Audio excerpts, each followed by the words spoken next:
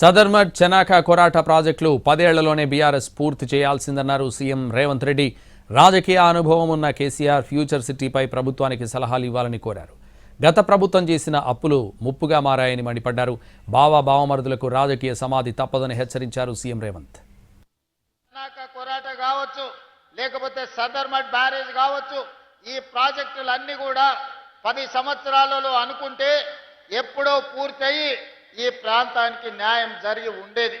కానీ ఏదైనా కారణం ఏమైనా ఉండొచ్చు, ఆ 10 సంవత్సరాలలో పూర్తి కాలేదు. కాబట్టే పెద్దలు ఉత్తమ్ కుమార్ రెడ్డి గారు సాగునీటి ప్రాజెక్టుగా మంత్రిగా బాధ్యత చేపట్టిన తర్వాత ప్రత్యేకమైన దృష్టి పెట్టి భూసేకరణకు నిధులను మంజూరు చేసి ఈనాడు ఈ ప్రాజెక్టులను పూర్తి చేసుకోవడం జరిగింది. నేను అడగదలుచుకున్నా, 40 ఏళ్ల రాజకీయ అనుభవం, ఎమ్మెల్యేగా, రాష్ట్ర మంత్రిగా, ఎంపీగా, కేంద్ర మంత్రిగా, పార్టీ ప్రెసిడెంట్గా 10 సంవత్సరాలు ముఖ్యమంత్రి చేసి ఈనాడు ప్రధాన ప్రతిపక్ష నాయకుడిగా ఉన్న పెద్ద మనిషి మాట్లాడే మాటలేనా? అభివృద్ధి చేస్తుంటే చేతనైతే నీ అనుభవంతో ఆశీర్వదించు, నీ అనుభవాన్ని ఉపయోగించి మాకు సూచనలు చేయి. ఒకవేళ ఏది నీకు ఇష్టం లేకపోతే మౌనంగా ఫామ్ హౌస్లోనే పడుకో, మేము వద్దంటలేం. వెనకటికి పురాణాలలో మనం చూసినాం, శుక్రాచార్యుని శిష్యులు మారీచుడు, సుబాహుడు అని రాక్షసులు ఉండేటోళ్ళు. దేవతలు యజ్ఞాలు యాగాలు చేస్తే శుక్రాచార్యుడి సూచనతోని మారీచుడు, సుబాహుడు వచ్చి ఆ యాగాలను యజ్ఞాలను భగ్నం చేసేటోళ్ళు. లాస్ట్కి ఏమైందే? రాముడి చేతిలో సచ్చింది. ఇవాళ కూడా శుక్రాచార్యుడు ఫామ్ హౌస్లు ఉండు, ఓ మారీచుడు, ఓ సుబాహుడు అసెంబ్లీకి వచ్చి అడ్డం పడుతున్నారు బామార్దుల ముసుగులో. చివరికి రాజకీయంగా మీకు సమాధి అవుతుంది తప్ప ఇందులో మీకు వచ్చేది ఏమీ లేదు. ఈ ఆలోచన చేయకపోవడం వల్లనే తెలంగాణ రాష్ట్రానికి తీరని నష్టం జరిగింది. కేంద్రం నుంచి తెచ్చుకోవాల్సిన నిధులు, ఇస్తున్న నిధులు కూడా తీసుకోకపోవడం వల్లనే ఈనాడు తెలంగాణ రాష్ట్రం మీద 8,11,000 కోట్ల రూపాయల అప్పుల భారం పడ్డది. ఇవాళ అప్పే మనకు 30. ఆనాడు పాలకులు చేసిన తప్పులు, వాళ్ళు చేసిన అప్పులు ఈనాడు ఉరితాడై తెలంగాణ రాష్ట్ర ప్రజల యొక్క ఊపిరి తీసే పరిస్థితి వచ్చింది. వంట వండి వడ్డనకు సిద్ధం చేస్తే గంటె పట్టుకుని ఫోటోలకు ఫోజులు ఇవ్వడం రేవంత్ రెడ్డికే చెల్లిందన్నారు మాజీ మంత్రి హరీష్ రావు. ప్రాజెక్టులు కట్టడం బీఆర్ఎస్ వంతైతే వాటికి కాంగ్రెస్ నాయకుల పేర్లు పెట్టి మనోభావాలను అవమానించడం కాంగ్రెస్ వంతని అన్నారు. 2 ఏళ్ల కాంగ్రెస్ పాలనలో చేసింది ఏమీ లేదన్నారు హరీష్. రేవంత్ రెడ్డికి సీఎం పదవి కలిసొచ్చిందని, అప్పటికే కేసీఆర్ నిర్మించిన ప్రాజెక్టులు, ఉద్యోగ నియామక పత్రాలు రెడీమేడ్గా ఉన్నాయన్నారు. క్రెడిట్ కొట్టేయడంపై ఉన్న శ్రద్ధ పాలనపై ప్రాజెక్టుల మీద పెడితే ప్రజలకు, రైతులకు మేలు జరుగుతుందని అన్నారు. తెలంగాణను 1 కోటి ఎకరాల మాగాణిగా మార్చేందుకు కేసీఆర్ ప్రాజెక్టులు కడితే వాటిపై కాంగ్రెస్ స్టిక్కర్లు వేసుకోవాలని చూస్తున్న రేవంత్ అర్భకత్వాన్ని చూసి జాలేస్తోందన్నారు హరీష్ రావు.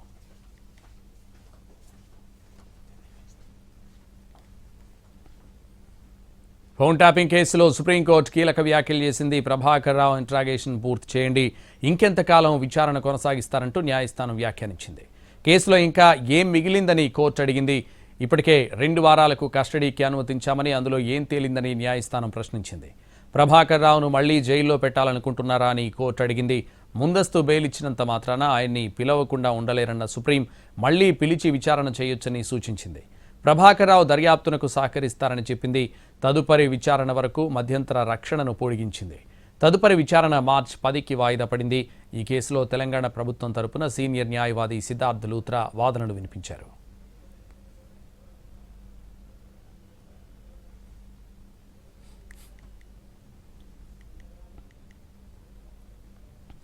బీజేపీ జాతీయ అధ్యక్షుడి ఎన్నికకు షెడ్యూల్ విడుదలైంది. బీజేపీ జాతీయ సంస్థాగత ఎన్నికల అధికారి డాక్టర్ లక్ష్మణ్ షెడ్యూల్ విడుదల చేశారు.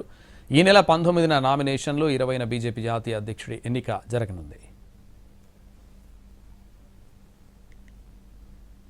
తెలంగాణ మున్సిపల్ ఎన్నికలపై రేపు బీజేపీ సన్నాహక సమావేశం జరగనుంది. బీజేపీ రాష్ట్ర అధ్యక్షుడు రామచంద్రరావు అధ్యక్షతన ఈ సమావేశం జరుగుతుంది. ఎన్నికల్లో అనుసరించాల్సిన వ్యూహంపై నేతలు చర్చించనున్నారు.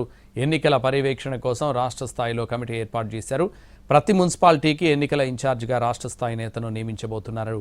రేపటి సమావేశానికి పార్టీ ఎంపీలు, ఎమ్మెల్యేలు, ఎమ్మెల్సీలు, జిల్లా అధ్యక్షులు, మున్సిపల్ ఇన్ఛార్జీలు, మాజీ ఎంపీ, మాజీ ఎమ్మెల్యేలు, ముఖ్య నేతలు హాజరు కానున్నారు. బీజేపీని ఎదుర్కోవడానికి అన్ని పార్టీలతో కలిసి పోరాడతామన్నారు సిపిఐ ఎమ్మెల్యే కూనంనేని సాంబశివరావు. కమ్యూనిస్టులు లేకపోతే ప్రభుత్వ రంగ సంస్థలు ప్రైవేటు వ్యక్తుల చేతుల్లోకి వెళ్లిపోయే ప్రమాదం ఉందన్నారు. ఆర్టీసీలో యూనియన్లు లేకపోవడం దుర్మార్గం అంటూ మండిపడ్డారు. సిపిఐ 100 సంవత్సరాల ముగింపు వేడుకల్ని ఖమ్మంలో కనీవిని ఎరుగని రీతిలో నిర్వహిస్తామని తెలిపారు కూనంనేని. ఆర్టీసీలో యూనియన్ లేకపోవటం ఇంతకంటే దుర్మార్గం లేదు. ఇది ప్రజాస్వామ్య వ్యవస్థ. అదే పద్ధతుల్లో సింగరేణిని అమ్మేస్తున్నారు. నేను దేని దానికే చెప్తున్నాం. కానీ బీజేపీ అనే దాన్ని ఆ నేపథ్యంలో కొన్ని కలవాలి అనే దాంతో ఉన్నదానిలో డెమోక్రటిక్గా ఉంటుందనే ఉద్దేశంతో కొన్ని కలుస్తున్నాం. కానీ ప్రధానమైన విధానాలు వచ్చేసరికి వారు వీరు అంతా ఒకటే పద్ధతుల్లో ఉంటుంది. కానీ బీజేపీని ఎదుర్కోవటం వరకు మాత్రం మేమందరం ఒకటవుతున్నాం. దానికోసమే ఆ సందేశం కూడా ఇది ఇప్పుడు జరుగుతుంది. రాజకీయ కక్షలతో ఎంతమంది ప్రాణాలను బలి తీసుకుంటారని ముఖ్యమంత్రి చంద్రబాబు నాయుడిని ప్రశ్నించారు వైసీపీ అధినేత జగన్మోహన్ రెడ్డి. ముఖ్యమంత్రి పదవిలో ఉండి పొలిటికల్ గవర్నెన్స్ ముసుగులో ఇన్ని అరాచకాలకు పాల్పడతారా అంటూ నిలదీశారు. గురజాల నియోజకవర్గం పిన్నెల్లి గ్రామానికి చెందిన వైసీపీ కార్యకర్త సాల్మన్ హత్యకు జగన్ నిరసించారు. దీనిపై ఏం సమాధానం చెప్తారంటూ ఎక్స్ వేదికగా ప్రశ్నించారు. అనారోగ్యంతో ఉన్న తన భార్యను చూడ్డానికి సాల్మన్ సొంత గ్రామానికి వెళితే ఇనుప రాడ్లతో కొట్టి హత్య చేస్తారా అంటూ ధ్వజమెత్తారు. తిరిగి సాల్మన్ పైనే తప్పుడు కేసు పెట్టిస్తారా అంటూ ఆగ్రహం వ్యక్తం చేశారు. వైఎస్ఆర్సీపీని భయపెట్టడానికి, కట్టడి చేయడానికి కొంతమంది పోలీసుల ద్వారా ప్రయత్నిస్తున్నారని దుయ్యబట్టారు. ఇలాంటి ఘటనలకు తప్పకుండా మూల్యం చెల్లించాల్సి ఉంటుందని, సాల్మన్ కుటుంబానికి అండగా ఉంటామన్నారు వైఎస్ జగన్.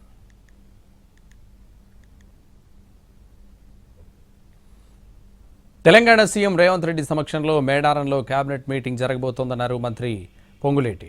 మేడారాన్ని సుందరంగా తీర్చిదిద్దబోతున్నామని చెప్పారు ఆయన. కాకతీయుల నాటి రాతి కట్టడాలు ఏర్పాటు చేస్తున్నామన్నారు మంత్రి పొంగులేటి. అలాగే 7 మున్సిపాలిటీలు, 1 కార్పొరేషన్కి సంబంధించిన ప్రొఫెషనల్ మీటింగ్ కూడా ఇక్కడే జరుగుతుందన్నారు. వరంగల్ జిల్లాలో ధరణి భూభారతి పేరుతో భారీ మోసం జరిగింది. రిజిస్ట్రేషన్ స్లాట్ బుకింగ్ల ద్వారా 3.72 కోట్ల రూపాయలు కొల్లగొట్టారు నిందితులు. డిజిటల్ ఫ్రాడ్కు పాల్పడిన 15 మంది నిందితులను పోలీసులు అరెస్ట్ చేశారు. మరో 9 మంది నిందితులు పరారీలో ఉన్నారు. నిందితుల నుంచి ₹1 కోటి విలువైన ఆస్తి పత్రాలతో పాటు 63.19 లక్షల నగదు, కార్, ల్యాప్టాప్లు, కంప్యూటర్లు, 17 సెల్ ఫోన్లు సీజ్ చేశారు.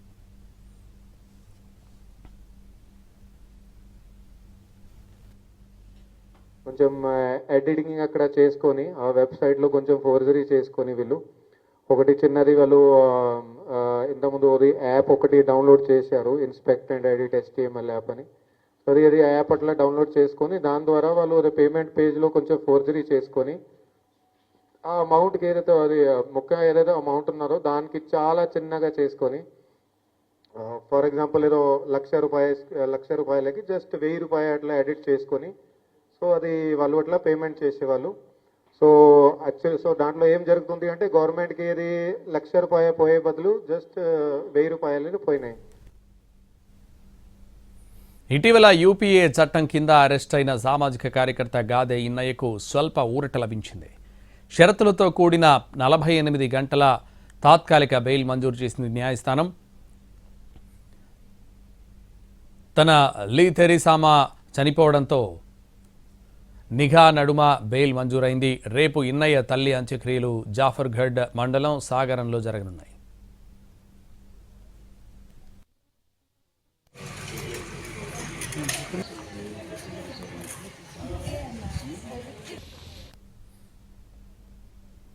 Anchor Anasuya Bharadwaj cyber crime పోలీసులకు ఫిర్యాదు చేశారు. గతేడాది డిసెంబర్ 23 నుంచి తనపై ఆన్లైన్ వేదికగా వేధింపులు పెరిగాయని ఫిర్యాదులో పేర్కొన్నారు. అశ్లీల వ్యాఖ్యలు, లైంగిక దూషణలు, బెదిరింపులు కొనసాగుతున్నాయని తెలిపారు. Criminal defamation, sexual harassment, AI forgery వంటి నేరాలు జరిగాయని పోలీసుల దృష్టికి తీసుకొచ్చారు. అనసూయ నుంచి వివరాలు తీసుకున్న పోలీసులు మొత్తం 42 మందిపై కేసు నమోదు చేశారు. కొందరు వ్యక్తులు, కంటెంట్ క్రియేటర్లు, సోషల్ మీడియా ఖాతాదారులపైన కేసు నమోదైంది.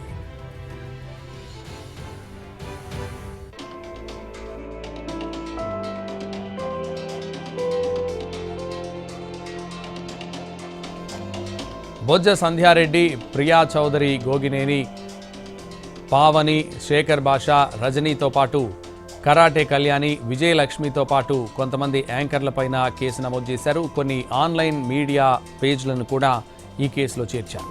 నిందితుల పేర్లతో పాటు సోషల్ మీడియా లింకులను అనసూయ తన ఫిర్యాదులో జత చేశారు. సోషల్ మీడియాలో తనపై క్యాంపెయిన్ తరహాలో దాడి జరిగిందని తెలిపారు.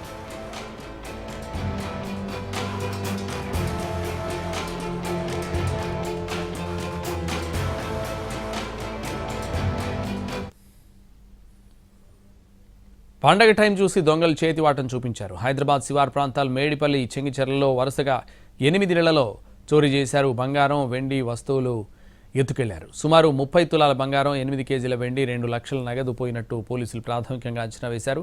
చోరీ అయిన సొమ్ము ఇంకా పెరగొచ్చని పోలీసులు అంటున్నారు. దొంగతనం జరిగిన అన్ని ఇళ్లలో క్లూస్ సేకరించారు. కాలనీ మొత్తం నిశ్చితంగా పరిశీలించారు.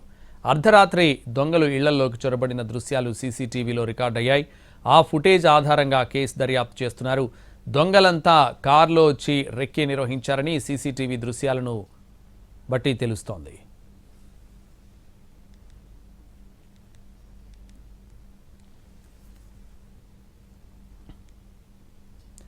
హైదరాబాద్ నగరవాసులను ఆకట్టుకునేందుకు హాట్ ఎయిర్ బెలూన్ షో సిద్ధమైంది. పరేడ్ గ్రౌండ్స్లో 3 రోజుల పాటు కనువిందు చేయనుంది. బుక్ మై షోలో టికెట్స్ బుక్ చేసుకున్న 150 మందికి ఎయిర్ బెలూన్లో విహరించేందుకు ఛాన్స్ ఇచ్చారు. France, UK, Germany, Belgium, Macedonia, Spain దేశాల నుంచి 18కి పైగా బెలూన్స్ తీసుకొచ్చారు. పరేడ్ గ్రౌండ్స్ చుట్టూ 100 అడుగుల ఎత్తులో ఎగిరే అవకాశం ఉంది.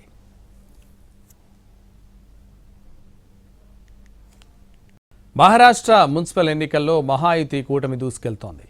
మహారాష్ట్ర వ్యాప్తంగా 1165 వార్డుల్లో బీజేపీ దుమ్మురేపింది. షిండే శివసేన 301, శివసేన ఉద్ధవ్ శివసేన 109 స్థానాల్లో ముందంజలో ఉన్నాయి.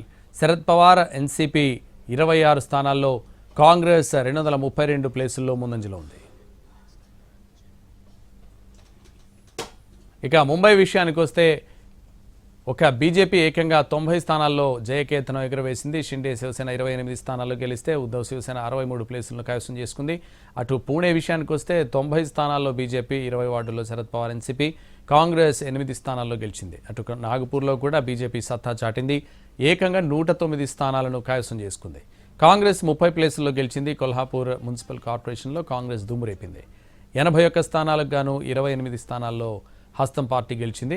రెండో స్థానంలో బీజేపీ 19 చోట్ల లీడ్లో ఉంది. అకోలాలో కూడా కాంగ్రెస్ బీజేపీకి గట్టి పోటీ ఇస్తోంది. 80 స్థానాల్లో బీజేపీ, 25 చోట్ల కాంగ్రెస్ 15 స్థానాల్లో ముందంజలో ఉంది.